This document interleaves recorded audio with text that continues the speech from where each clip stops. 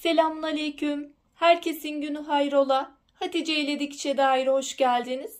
Bugün sizlerle birlikte peluş kumaştan astarlı, fermuarlı çanta dikimini göstermeye çalışacağım inşallah.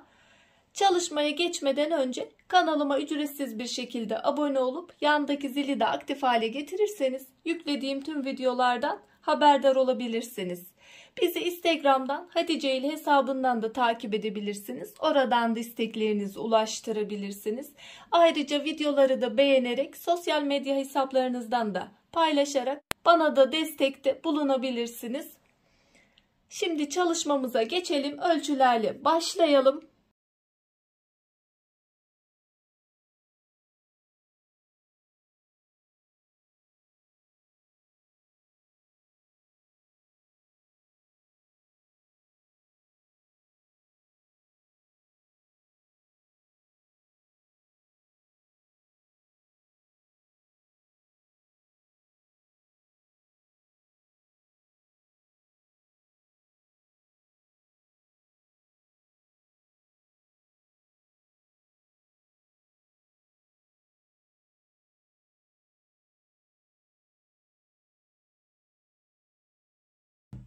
Şöyle kemer bölümü için benim elimde daha önce yaptığım suplalardan örgü iplerim vardı.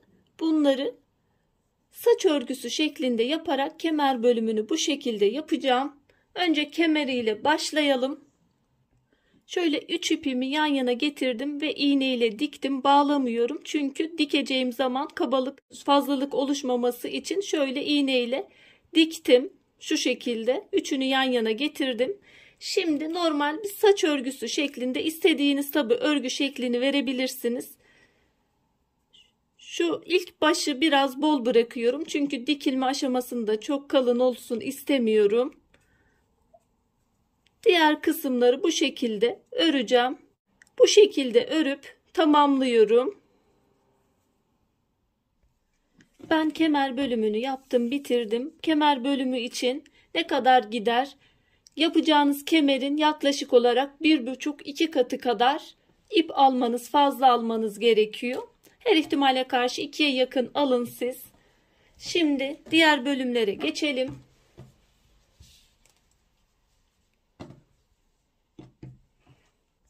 Şöyle astar kumaşıyla peluş kumaşını aynı şekilde aldım. Ama şöyle içte kalacağı için astar kumaşı fazlalık oluşacaktır. Şuradan her iki tarafından da birer santim bir kısaltma yapacağım. Baştan yapmıyorum daha iyi anlaşılması için. İçte kaldığı için bu şekilde oluyor. Eğer aynı şekilde diker aynı boyda dikmiş olursak içte potluk oluşturacaktır. Astar kumaşının boy bölümünden şöyle her ikisinden de birer santim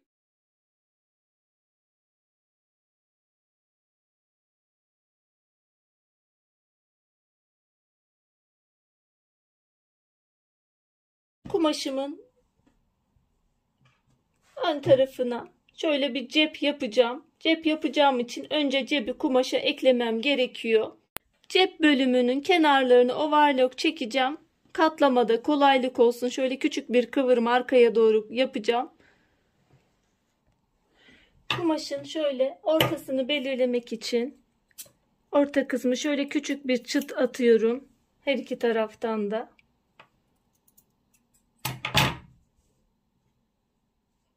Peluş olduğu için çok belli olmuyor gibi ama. Overlock gittikten sonra şöyle üst kısmını da kıvırdım. Kenarlarını da bir kere küçük bir kıvırma yaptım. Daha kolay dikmem için.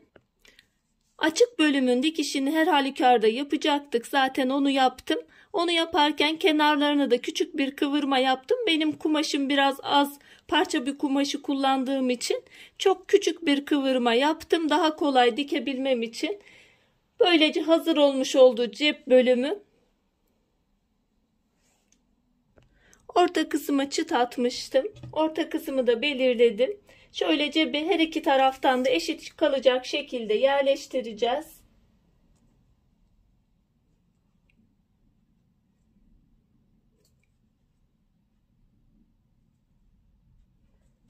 kısımdan 8 santim alıyorum. Alt kısımdan da 8 oluyordu. Evet, 8 oluyor. Yalnız üst kısımdan fermuar dikilme payı olacak. Yani alt kısımda daha fazla kalmış olacak. Dikilme payı burada, dikiş payı olacak. Bu şekilde yerleştirip şöyle üç kenarını dikiyoruz.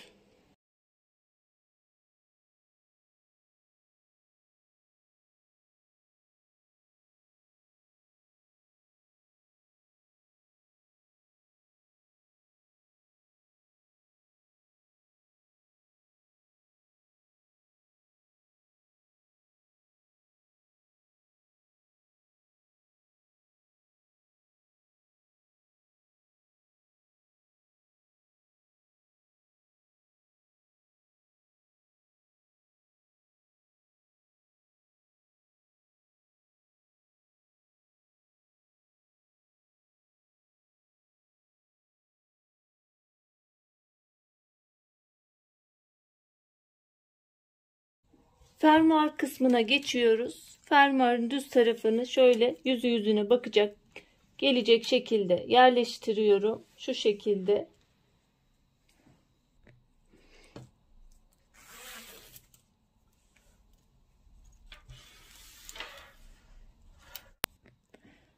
Aynı şekilde burada da yüzüne bakacak şekilde bu tarafa doğru yerleştiriyoruz. Şöyle döndürdüğümüzde şu yukarı doğru olacak. Bunu da iğneliyorum. Makinede önce buraları dikiyoruz. Fermuar ayarını yerleştirdim. Buradaki oluğuna doğru taktım. Ama sıfırdan dikmeyeceğiz. Fermuar ayağı takmama rağmen biraz mesafe bırakacağım. Zaten şurada 2-3 milimlik bir mesafe bırakıyorum. Sonra tutmaması için. Zaten peluş kumaş daha çok tutacaktır.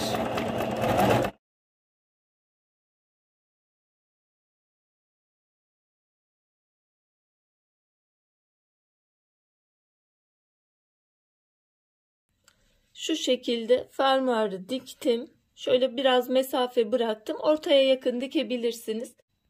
Şimdi astarını yerleştirmemize geldi. Şöyle astarın, peluş kumaşın yüzüne bakacak şekilde yerleştiriyorum.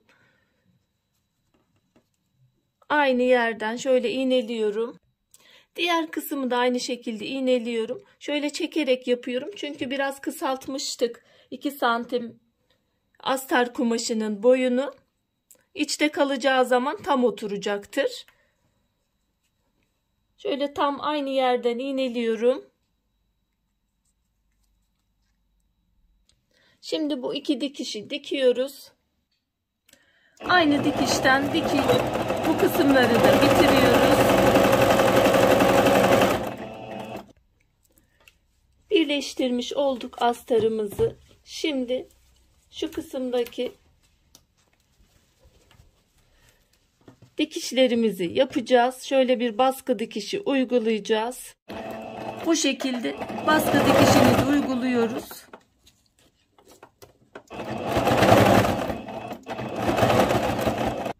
Baskı dikişlerini de uyguladık. Bu taraftan da bu şekilde gözüküyor. Baskı dikişlerini uyguladıktan sonra fermuarımızı da geçiriyoruz.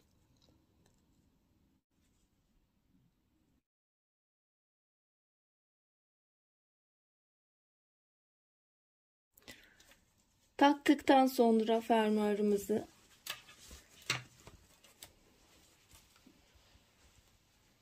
şu şekilde astar kumaşını bir, çanta kumaşımızı da yani peluş kumaşımızı da bir dikeceğiz. Ama dikmeden önce kemerini yerleştireceğiz.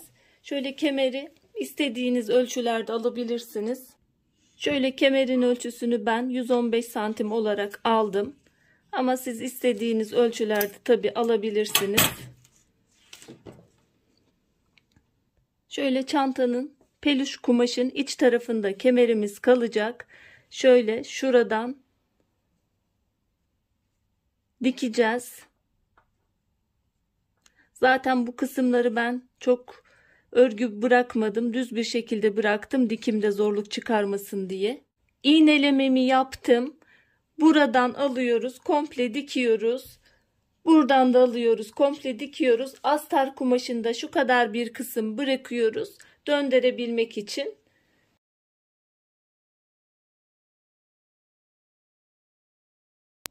Kemer kısımlarında ve fermuar kısımlarında pekiştirme yapalım. Biraz da dikkatli bu kısımları geçelim. İğne kırılabilir.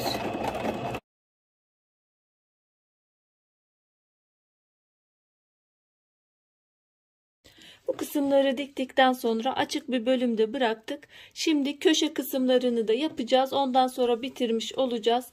Şöyle köşe kısmından şöyle 4 santim iniyorum.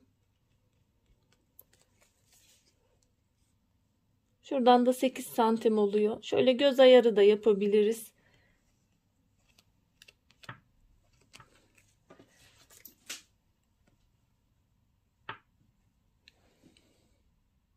Şöyle yakından daha da belli oluyor. Şöyle uzunluğu da 8 santim civarında aldım. İstediğiniz tabi genişlikte yapabilirsiniz. Astar kumaşında da aynı şekilde yapıyoruz. Şöyle orta noktasını alıyoruz. Astarda daha iyi belli olacaktır. Şöyle astar kumaşında da 4 santimden alıyorum. 4 santim karşılığı bize zaten 8 santimi veriyor. Bu şekilde çiziyorum.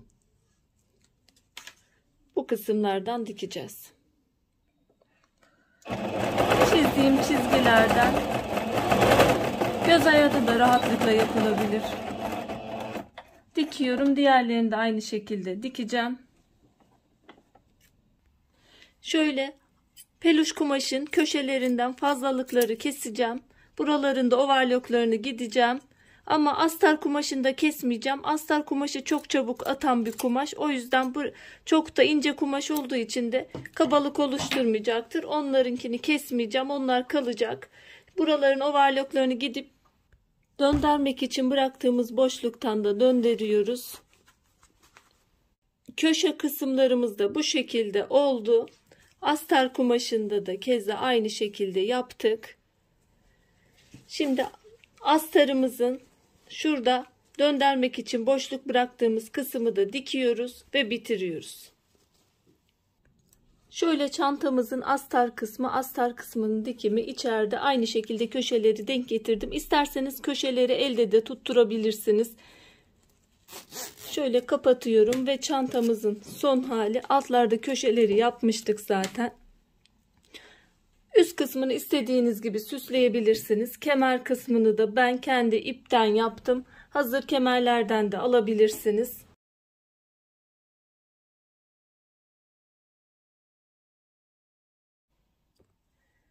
Arkadaşlar ben çantamı bitirdim. Son şekli bu şekilde. Umarım faydalı bir çalışma olmuştur.